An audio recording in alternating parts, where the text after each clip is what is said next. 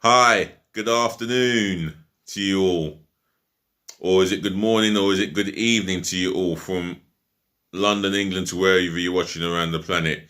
This is your host, your guy, DLG Reppin. Reppin spelled Romeo, Echo, Papa, Indigo, November. For those of you that don't know what DLG stands for, Delhi, London, Guna.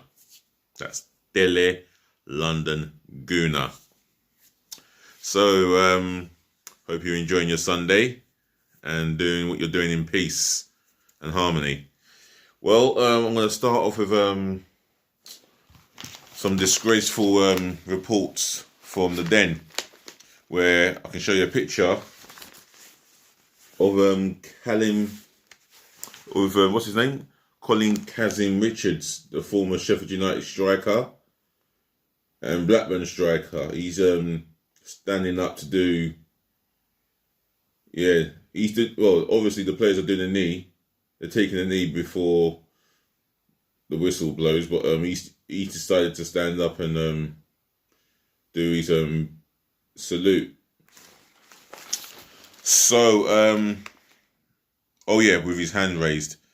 So we have some shameful reports from the den that out of 2,000 fans, only a minority, let's say 35 to 50% of the Millwall fans were heard booing their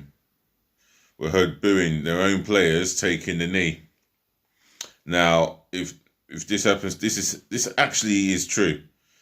I mean, the pictures tell its own story, and it's not a good look at all. I mean, me being a Millwall steward for nearly 12 years, I mean, I never really heard anything, low, vile, etc. Not in the time that I was working for the club, working at the stands. And there were nearly 12 years of glorious times, and I'm forever thankful for the club. And I thank the management as well for giving me the opportunity to perform. So it was a marvellous experience. However, it's a shame about a minority of supporters who decided to boo the knee taken by their own players, which is very disappointing, and I condemn the actions of the ones who decided to become bigotry. It's an awful thing to do, and the FA and the EFL will come together and identify the culprits who are responsible for their disgraceful behaviour. So I'm going to read a little bit here, written by Tony Little from a newspaper, and he says Wayne Rooney has demanded action after Millwall Yobs booed their own players taking the knee. The FA, EFL and anti-racism groups also condemned the disgraceful scenes ahead of yesterday's championship clash with Derby at the Den. Interim Rams boss Wayne Rooney said it's a sad thing to happen. A shame, no one condones that behaviour. It needs looking at and addressing. I heard it and was very surprised. Everyone at Derby has backed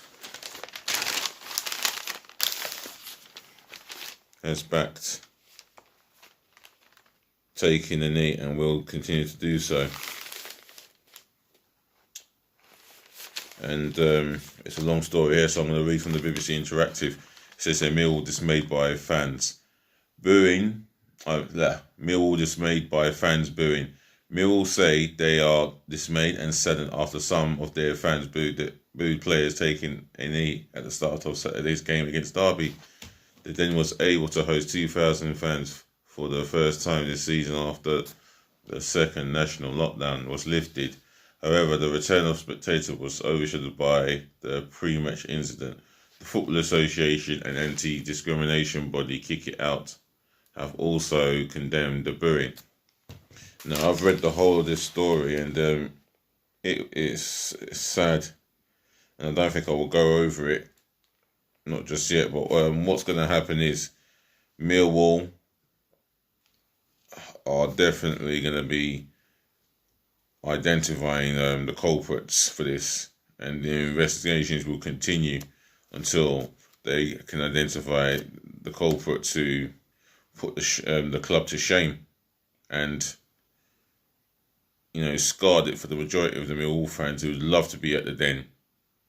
You know, and it's disappointed the Millwall players who work for the club as an employee, and everybody at the club as well. They are, quite frankly, I feel, affected by this behaviour, very disgraceful behaviour. And I don't often say this, but it's just not on in everyday walk of life. It's strictly not on, and they will be identified and possibly banned for life. It is what it is, I'm afraid. So moving on to the transfer gossip. Let's see what's going on in Sunday's transfer gossip. Sunday's gossip corner, should I call it.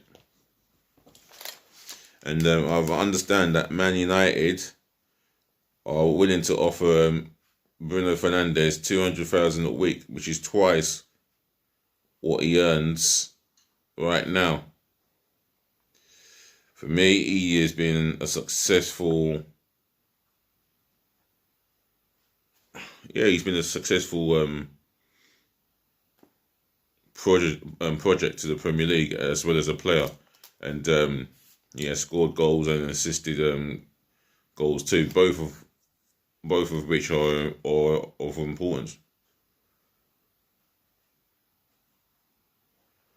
And now Man United would love to get him on $200,000 a week. I mean, this is obviously, from what I'm hearing, is to ward off interest from Barcelona and Real Madrid.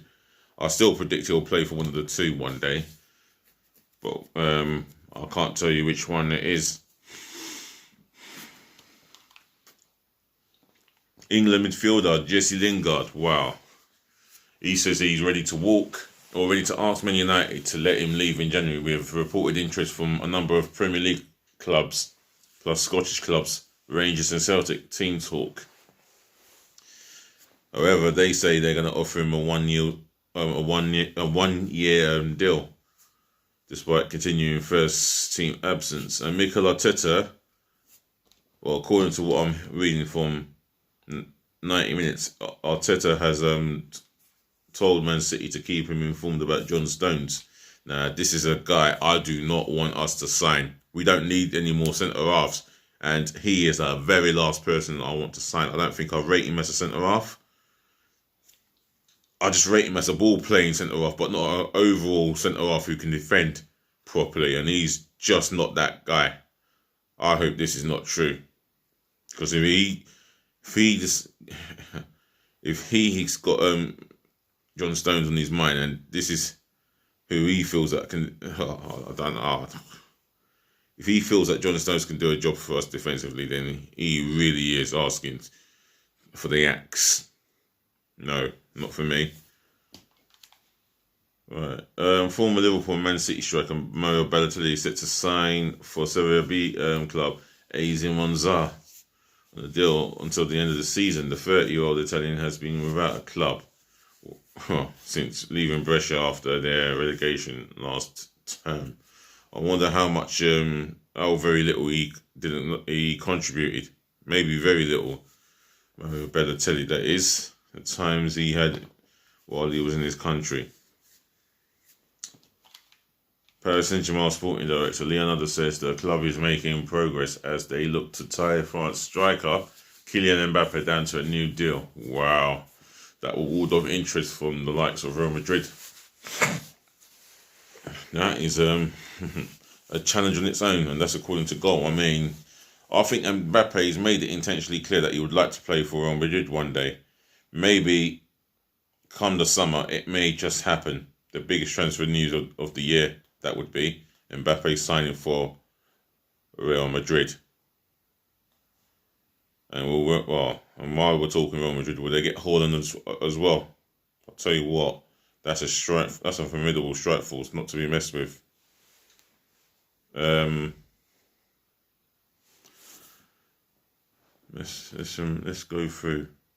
Jose Mourinho says Tottenham did not waste time attempting to sign Brazil midfielder Willian in the summer because his wages were out of their reach.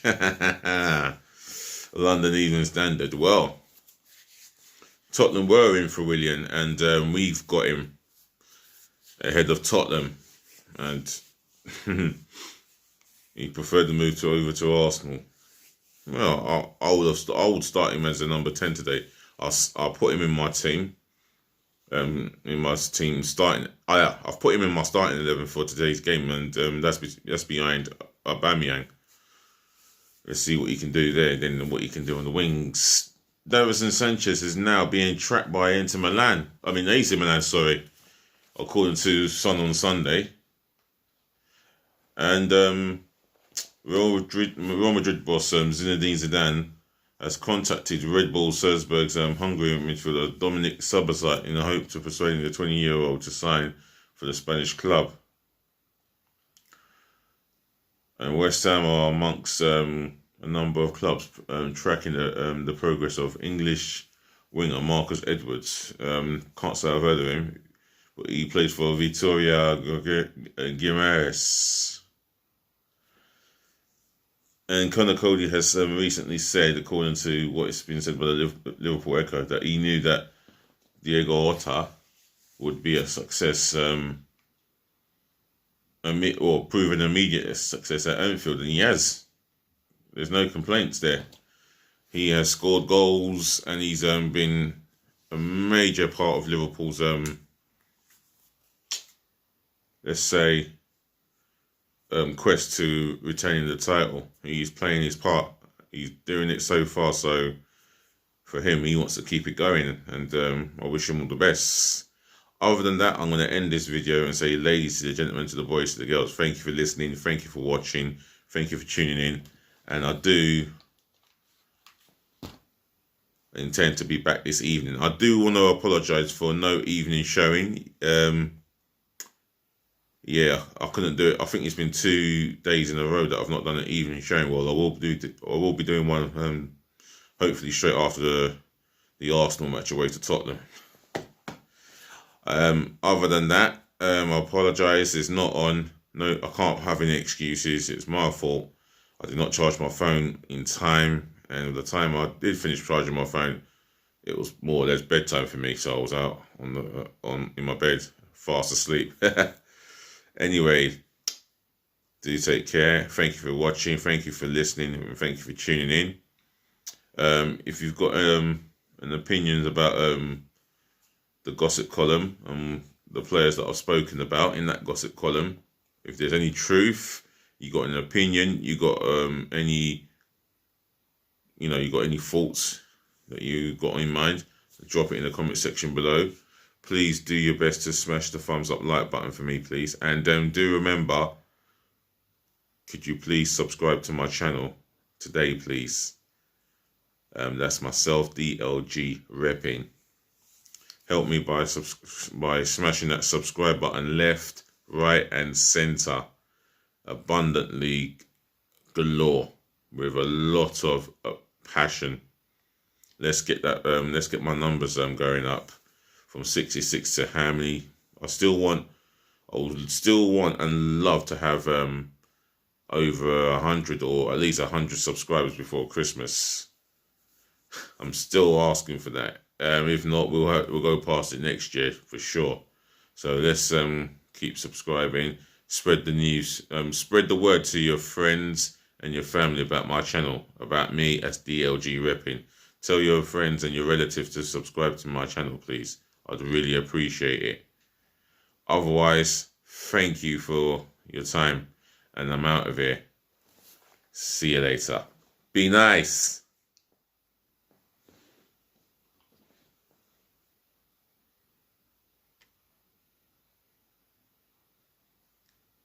Uh-huh.